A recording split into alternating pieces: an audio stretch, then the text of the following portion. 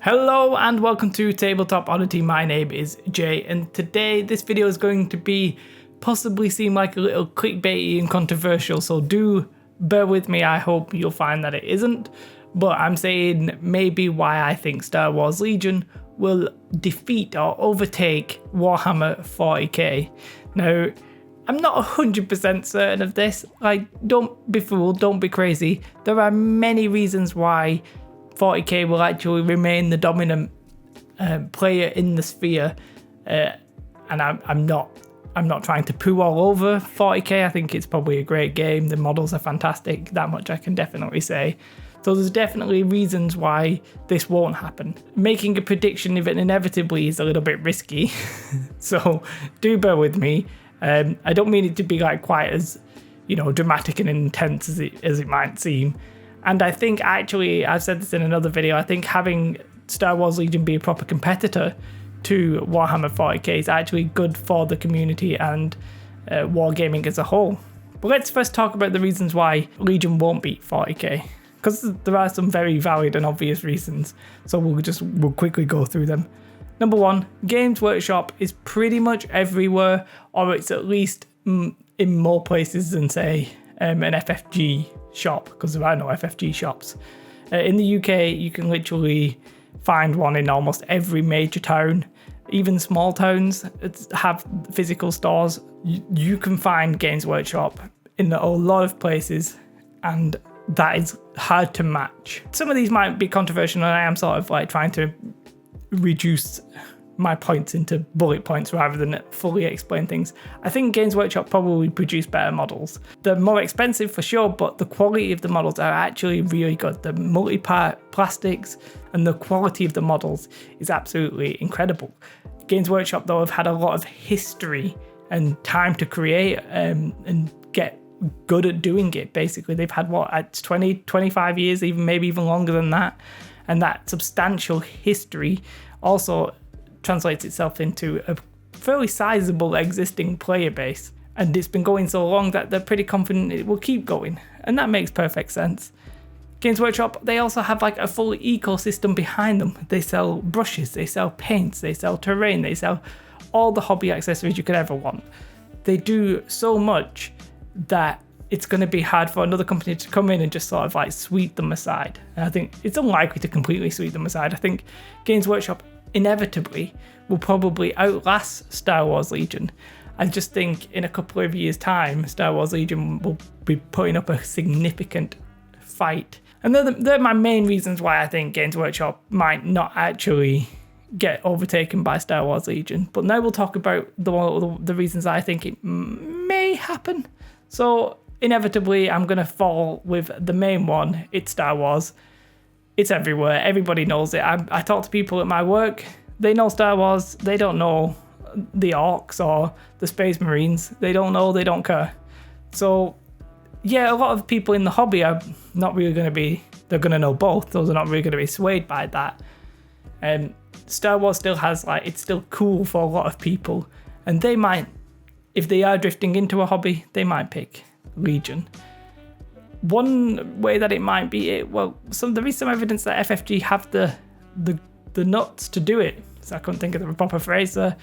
X-Wing already has, basically. If you look at all of the sales charts, X-Wing right now is regularly outselling 40k. Now those figures are actually more like interviews with game stores and stuff like that. We don't necessarily know how much GW is doing directly, but it's our best, it's not my best guess, it's a company's best guess whose job is basically just to do that. So they've already got a proven track record.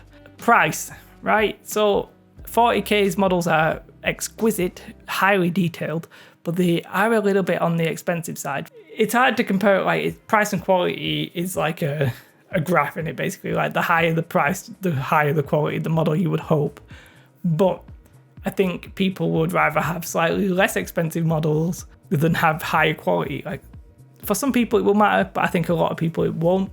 So I think FFG's pricing for Legion is just a nice little sweet spot. FFG are a US company. Now that might not necessarily matter to some people, especially if you don't live in the US or the UK, but GW sort of like UK centric. They are now opening like a hobby store or whatever it is in Texas, I think it is, with big community room and all that kind of stuff. The fact that it's a US based company, a lot of the media for this kind of hobby are going to be US based because it's a very large place. There's 300,000 people all speaking English. A lot of the world knows English at least. So the fact that it's US based might translate itself into better like media coverage and stuff like that. Ooh, Forge World is one reason that I think is a problem for GW. It might have seemed like a boon at the time that you can pay extra and get these lovely models, but I think it's sort of might put a few people off. I think it personally puts me off because it's like, one, it's adding bloat to the rules. Like there's more models that I have to be aware of, even though I might never use them or be able to field them myself. And it does sort of slightly open up the potential of it being a little bit pay to win, because they're not cheap, Forge World. They're not trying to do it for a reasonable cost to the model. They're making really nice models and then putting rules to that. So that might be one thing that puts people off. And I think FFG might do a better job of managing the bloat, because there's no Forge World to add bloat. It's just FFG themselves. They've hopefully learned a few lessons from X-Wing in the way that the pricing model sort of like allowed the bloat of it, because in X-Wing you would have to buy a rebel ship even though you only wanted to use the Imperials. It seems like they've learned that lesson and they're not doing that with this, so with Legion. So it does seem like maybe we'll have less bloat and a better pricing model. I think Legion has an advantage in that the rulebook is online.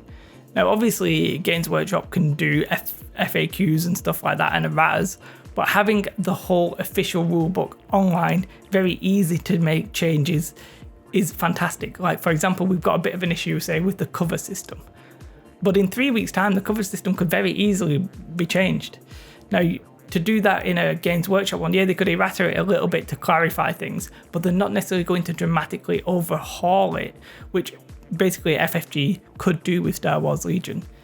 Now, I mentioned that GW, they have a lot of their own stores. It's ubiquitous, especially like in the UK. However, FFG have the slight advantage of not being tied to the Games Workshop stores. Now, obviously, your friendly local store probably will stock Games Workshop, but they don't need to, they can run tournaments and stuff like that out of these local stores and not really care about it. So they provide a lot more, like, they have what they call like prize pools and stuff like that for tournaments. They support a lot of these stores with like additional materials, basically. GW, I think, have started to do that, especially with something like Shadespire, but FFG are already in the habit and they already do that basically. One reason I think I like the rules, specifically talking about rules, and I'm trying to avoid talking about rules and be like, this unit here is, this rule here is better than this rule, because we'll descend into madness trying to compare the two. But I think having the alternating activations, where it's like I do one unit, you do another, and then I do my unit and then you do yours, is a much better system than me doing all of my army and then you doing all of your army.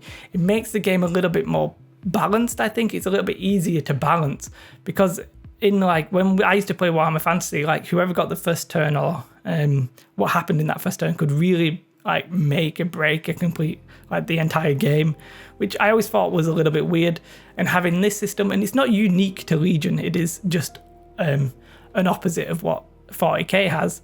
I just feel like it really adds something to the gameplay. It makes it a lot more even, a lot more balanced, and I'm very much happy about that.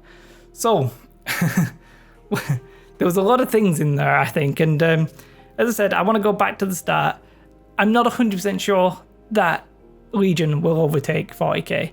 Do I think it will happen? I think it probably will happen, and they'll have a briefish window in which it happens, but it won't be very much. I think Legion in 2 to 3 years' time will start properly overtaking it, and then it'll peak in about year 4 or 5, and then it'll probably drop off, and 40k will come back to rule the day.